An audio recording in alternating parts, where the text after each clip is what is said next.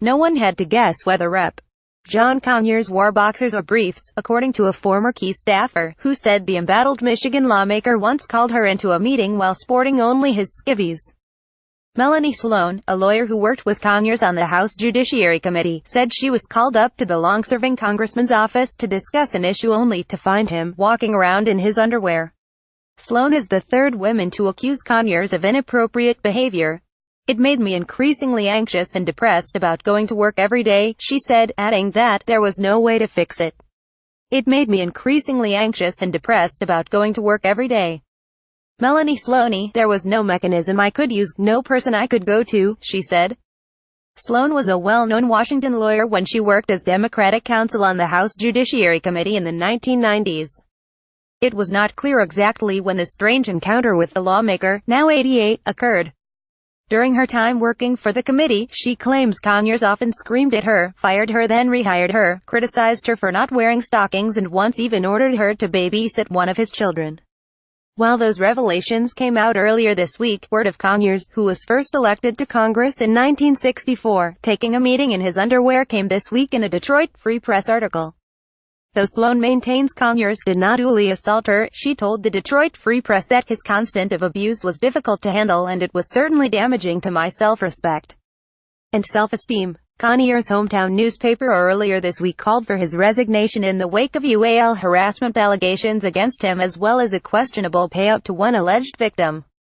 Conyers is accused of using taxpayer dollars to settle a claim in secret, after a former staff reportedly claimed she was fired for rejecting his advances.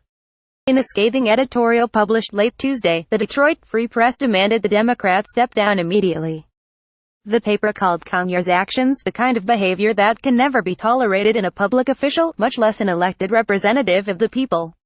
He should resign his position and allow the investigation into his behavior to unfold without the threat that it would render him, and the people he now represents, effectively voiceless, the board wrote. BuzzFeed reported Monday that Conyers settled a wrongful termination complaint in 2015 with a staffer who claimed she was dismissed because she did not succumb to his UAL advances. Conyers acknowledged in a statement that his office paid his accuser the money, reportedly a $27,000 sum, but vehemently denied the underlying claims. "I expressly and vehemently denied the allegations made against me, and continue to do so," Conyers, who has spent 53 years in Congress, said. "My office resolved the allegations, with an express denial of liability, to save all involved from the rigors of protracted litigation." That should not be lost in the narrative. But the Detroit Free Press, which described Conyers as an undisputed hero of the civil rights movement, took issue with how Conyers' office chose to handle the issue. After the alleged victim made a formal complaint through Congress Office of Compliance, Conyers' office reportedly pushed to handle the situation on its own. If the woman dropped her complaint, signed a legal document saying Conyers had done nothing wrong and promised not to make any additional claims against him, she would be rehired as a temporary, no-show employee and paid $27,111.75 for 3 months, according to reports. The accuser agreed to the terms. Conyers' office defended the agreement as a way to avoid litigation, though House ethics rules bar lawmakers from keeping an employee on the payroll who isn't doing anything. A House member can't retain an employee who isn't performing work commensurate with the pay, and regardless, can't give back pay for work that stretches further than a month, the editorial board wrote. While acknowledging that payoffs happen in the private sector, the board said it should never, ever happen where public dollars and public accountability are concerned.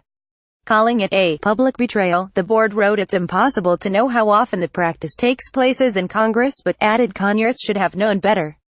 Even though resigning would end his otherwise stellar career, the paper wrote that it's the appropriate consequence for the stunning subterfuge his office has indulged here, and a needed warning to other members of Congress that this can never be tolerated. The House Ethics Committee announced Tuesday it has opened an investigation into the matter.